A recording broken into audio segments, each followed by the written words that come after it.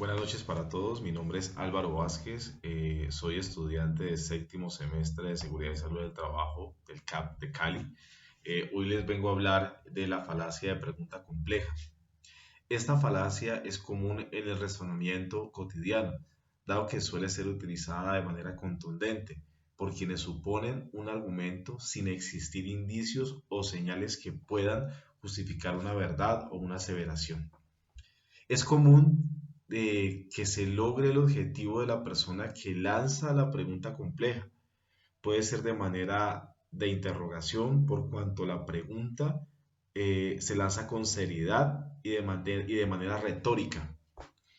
Podemos ver el peligro y la complejidad que presentan las preguntas complejas en los ámbitos o en los actos que refieren a algún tipo de responsabilidad judicial o extracontractual. Puede ser aplicado a mi trabajo como jefe de operaciones de una compañía de seguridad, por ejemplo, cuando ocurre un hurto a residencias, a un inmueble ubicado, por ejemplo, en una copropiedad o dentro de una copropiedad. Dentro de la exposición que hago una especie de atención al afectado, entonces lo enumero como jefe de operaciones, que en este caso soy yo, y afectado a la persona que está informando la novedad. Dentro de esa pregunta, ¿cómo la formulo? Digo, en la realización de la trazabilidad, todo parece indicar de que el hurto se presentó debido a que usted dejó la puerta abierta y las ventanas, permitiendo que los presuntos delincuentes hurtaran sus pertenencias. Ahí hago una pregunta. Entonces, ¿usted es consciente de lo anterior? El afectado dice, no, todo quedó cerrado. Vuelvo a la pregunta, en el caso mío que es el jefe de operaciones, ¿es consciente entonces que el no acatar las medidas básicas de seguridad originaron el hurto? Ahora en forma de pregunta, ¿usted dejó la puerta abierta y ventanas a propósito con el fin de facilitar el hurto de la vivienda? La pregunta compleja puede ser así de explícita, por ejemplo, o en su defecto no serlo, buscando siempre extraer una respuesta conveniente a mis objetivos o al propósito. Un ejemplo palpable son las redes sociales, las cuales buscan lograr la aceptación de la verdad o sus proposiciones. Según la ideología política, en algunas ocasiones manipulando la información, generando muchas veces falacias que buscan confundir al lector o a sus seguidores, perdón, si es el objetivo. Realizando un análisis del caso propuesto, del aumento, por ejemplo, en el ejemplo que leímos en el documento, del aumento del impuesto predial, eh, importante precisar que todo tributo afecta de manera directa o indirecta a propietarios o arrendatarios. Sin embargo, el objetivo de utilizar la pregunta compleja es entregar la información de manera de que el público siga la definición que más me convenga, ¿sí?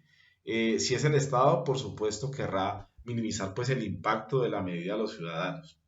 Finalmente, podemos cerrar esta presentación diciendo que es muy común tratar de inferir precipitadamente una conclusión generalizada y conveniente. Como lo decíamos ahora, puedo generalizar o hacerlo a mi conveniencia, según los intereses de quien propone la pregunta compleja. Ese es como el objetivo principal. Mi nombre es Angie Girón, soy estudiante de Seguridad y Salud en el Trabajo y el día de hoy les voy a hablar sobre las falacias. ¿Qué es una falacia? Es una afirmación que parece ser válida pero no lo es. Se diferencia de un error lógico común porque la falacia oculta intencionalmente o no su invalidez. Bueno, el día de hoy yo escogí la falacia por accidente. Hace parte de las falacias sobre las reglas y es cuando se hace una excepción ante una regla y por lo tanto se concluye que la regla es inadecuada, sin que esa excepción lo justifique. O sea, negamos la validez de la regla por un solo caso en particular que no la cumple. Por ejemplo, una persona que se pasa corriendo una vía sin mirar el semáforo, sin tener ningún tipo de precaución, se pasa la vía corriendo y no le pasó nada. Eso no significa que todas las personas que se pasen la vía corriendo sin mirar el semáforo no le va a pasar nada. Quizá ese día esta persona estuvo de buenas, no venían carros y pues no le ocasionó un accidente. pero no significa que todas las personas que pasen por esa misma vía no van a tener un accidente. Bueno, otro ejemplo es el que vivimos hoy en día con el tema de las vacunas.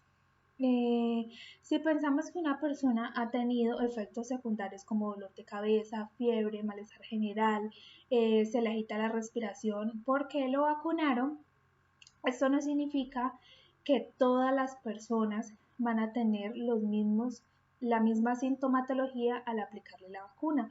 O por ejemplo, que esta persona que se aplicó la vacuna aún así se contagió. Eso no significa que todas las personas que se apliquen la vacuna se van a contagiar. Entonces ahí podemos ver que es una falacia. Cometemos la falacia cuando pasamos de una generalización a un solo caso en particular. También escogí la falacia por accidente inverso, que consiste en tratar de caracterizar a un grupo o clase de objetos en un caso concreto.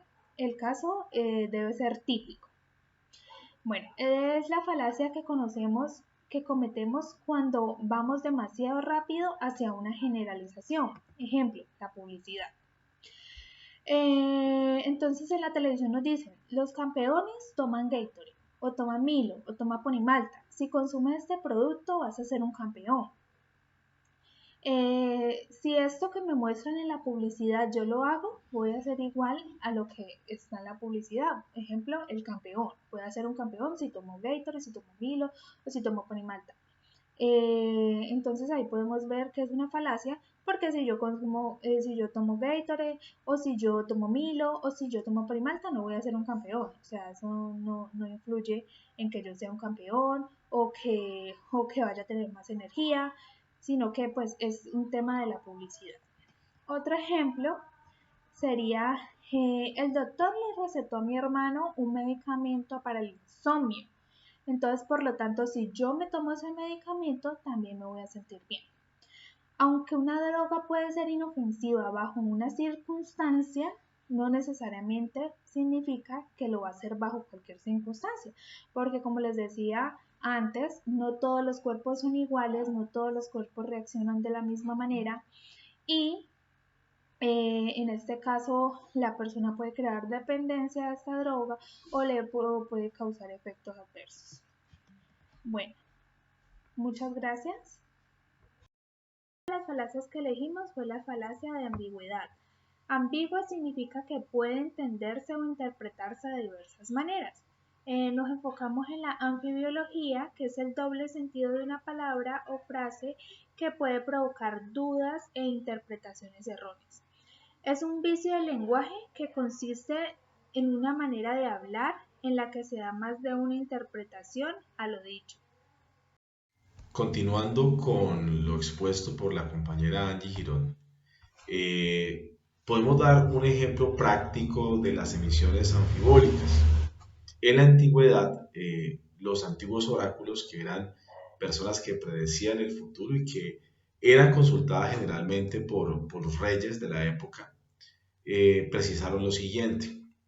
En ese entonces Creso, el rey de Lidia, consultó y fue advertido por el oráculo de Delfos antes de iniciar la guerra contra el reino de Persia de la siguiente manera.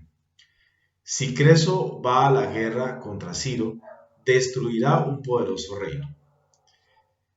Creso, entusiasmado por la predicción, se fue a la guerra contra el poderoso reino de Persia y fue lógicamente derrotado.